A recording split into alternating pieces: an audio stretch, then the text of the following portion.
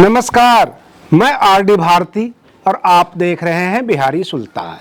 5 राज्यों का चुनाव और 3 नेताओं की किस्मत दांव पर। सबसे पहले हम आपको बता दें कि 5 राज्यों के चुनाव में करीब करीब संपन्न हो चुके हैं, थोड़ा बहुत बचा हुआ है मामला।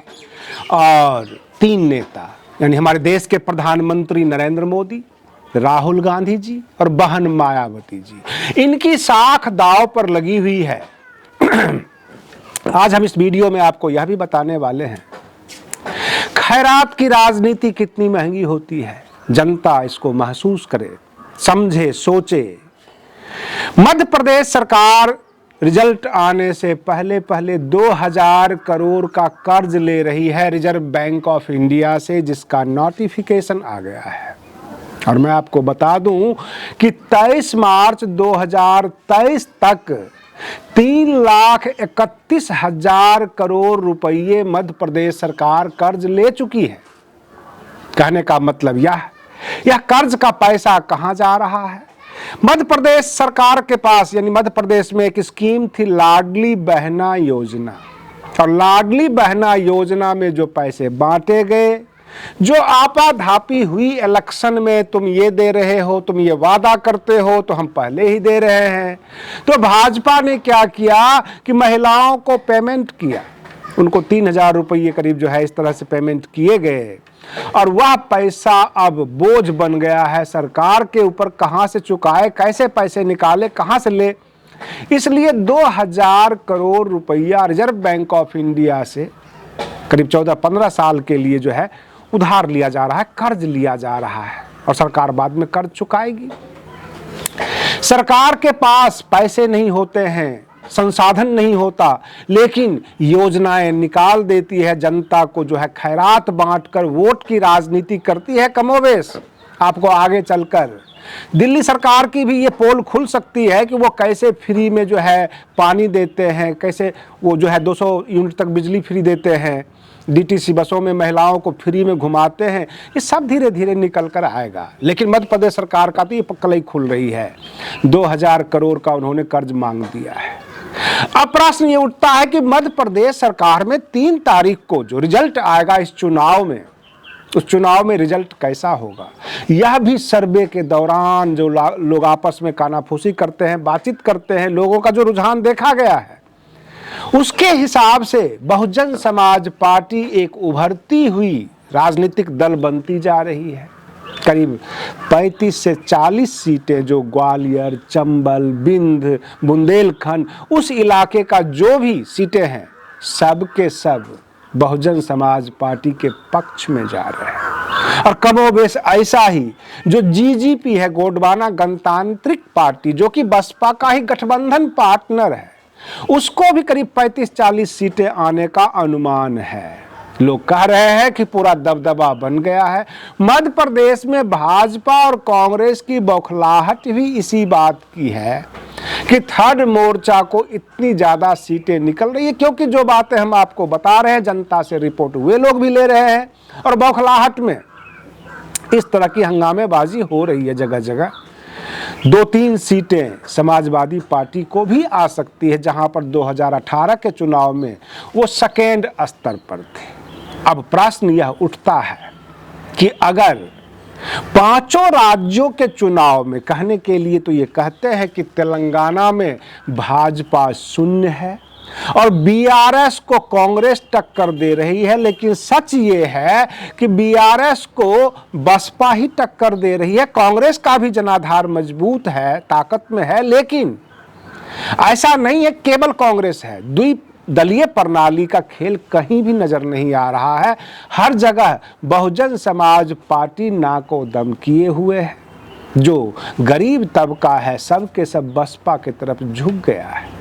अब प्रश्न यह भी उठता है कि बसपा ने अधिकार की राजनीति की बात किया, लोगों के शिक्षा, लोगों की जरूरत जो है महंगाई की, बेरोजगारी की, इसकी बात बहुजन समाज पार्टी करती रही। और ये 2 पार्टियां यानी भाजपा और कांग्रेस में एक होड़ लग गई थी कि वो पिछले महंगाई और बेरोजगारी पे बात नहीं कर रहे थे।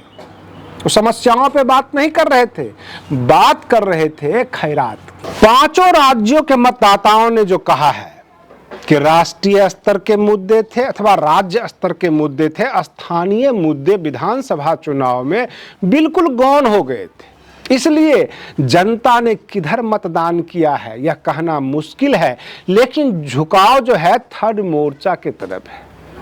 अब ये 3 तारीख को जो रिजल्ट आएगा, इसमें यह देखा जाएगा कि 2024 का कौन बनेगा हीरो। चुनाव से पहले, चुनाव के बाद रिजल्ट क्या आएगा ये तो जनता के हाथ में है। चुनाव से पहले मोदी जी के नाम पर भाजपा चुनाव लड़ेगी या भाजपा में किसी प्रकार का बिखराव होगा, चेहरे बदले जाएंगे, और कांग्रेस क्या राहुल गांधी को सामने रख के चुनाव लड़ेगी ये कहना मुश्किल है। लेकिन बहन मायावती जी का इमेज में, उनकी ताकत में काफी कुछ इजाफा हुआ है। बहन मायावती जी केंद्र बिंदु रहेंगी 2024 के लोकसभा चुनाव में, और इसको देखते हुए ही बाकी जितने भी विपक्ष के नेता हैं वह भी तय करेंगे कि इंडिया गठबंधन का विस्तार होगा अथवा इंडिया गठबंधन जो है सिकुड़ जाएगी। कांग्रेस उत्तर प्रदेश में अकेले 80 लोकसभा सीट पर चुनाव लड़ेगी अथवा वो गठबंधन पार्टनर ढूंढेगी। मान लेते हैं मध्य प्रदेश में कांग्रेस को बसपा की जरूरत पड़ जाती है, क्योंकि मैं आपको बता देता हूं कि जो रमाबाई पहले बसपा की विधायक हुआ करती थी, उनकी भी हालत बहुत ज्यादा खराब है।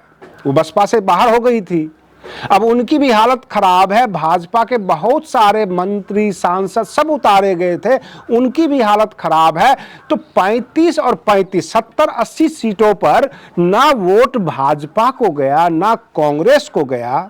अगर हम 80 सीट का आकलन लेकर चल रहे हैं कि ये बातें सच है, तो इसको आधा हम कट कर देते हैं।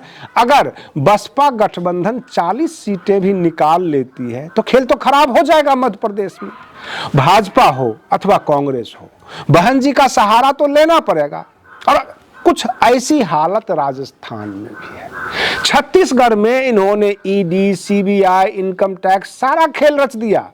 वहां भी जो है थर्ड मोर्चा यानी बसपा का जो मोर्चा है वो काफी मजबूती में है। कांग्रेस अगर अति प्रसन्न हो रही है, खुद के बारे में सोच सोच कर खुश हो रही है, तो यह खुश होना उनका अधिकार तो हो सकता है, लेकिन यह जरूरी नहीं है कि कांग्रेस अकेले दम पे आ रही है, क्योंकि वहां भी तीसरा मोर्चा जो है कमाल दिखाने वाली है। और अगर बहन मायावती जी काफी मजबूती से 3 तारीख को आ जाते हैं, जगह जगह बसपा की जरूरत पड़ जाती है, तब 2024 का जो लोकसभा चुनाव होगा उसकी शक्ल सूरत कैसी होगी।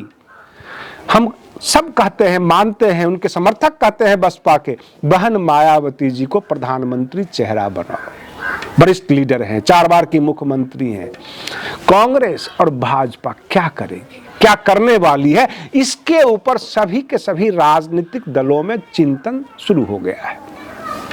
और 3 तारीख के बाद यह भी देखा जाएगा, नीतीश कुमार जो बिहार के मुख्यमंत्री हैं, ममता दीदी जो पश्चिम बंगाल की मुख्यमंत्री हैं, दिल्ली के मुख्यमंत्री केजरीवाल, इन सब के सामने सत्ता से बिल्कुल अलग दूर 4 बार की रही मुख्यमंत्री बहन मायावती जी कितनी मजबूती से अपनी उपस्थिति दर्ज करा पाएंगे, क्योंकि सब के सब जिनका नाम हमने पहले बताया यह सीट पर बैठे हुए हैं, मुख्यमंत्री पद पर बैठे हुए हैं। बाहर कौन? अखिलेश यादव जी। तो अखिलेश यादव जी तो बहुत छोटा नजर आते हैं इन तमाम मुख्यमंत्रियों के आधार पर, जो अनुभव के आधार पर मैं बता रहा हूं। लेकिन बहन मायावती जी तो सबसे ज्यादा अनुभवी हैं। अगर 3 तारीख को रिजल्ट बसपा के अनुकूल मन मुताबिक जैसा कि आकलन दिया जा रहा है, जो सर्वे आ रहा है उसके हिसाब से अगर रिजल्ट आया तो बहन जी केंद्र बिंदु बन जाएंगी 2024 के लोकसभा चुनाव में।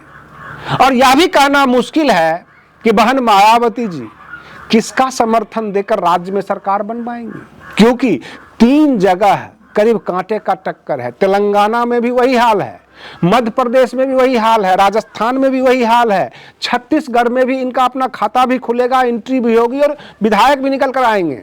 ऐसा हर जगह से जो है सर्वे आकलन आ रहा है और समय अभी बहुत कम रह गया है। तो 3 तारीख के बाद पूरे देश की राजनीति बदलेगी, विपक्ष मजबूत स्थिति में आ जाएगा और विपक्ष में वे राजनीतिक दल जिनको हाशिए पे कर रखे थे, जहां पर मीटिंग होती थी तो बुलाते नहीं थे, अब मजबूरी में इनको बुलाना पड़ेगा। आज के लिए बस इतना ही। आप बने रहिए बिहारी सुल्तान चैनल पर। हम फिर मिलते हैं अगले वीडियो में, तब तक के लिए धन्यवाद।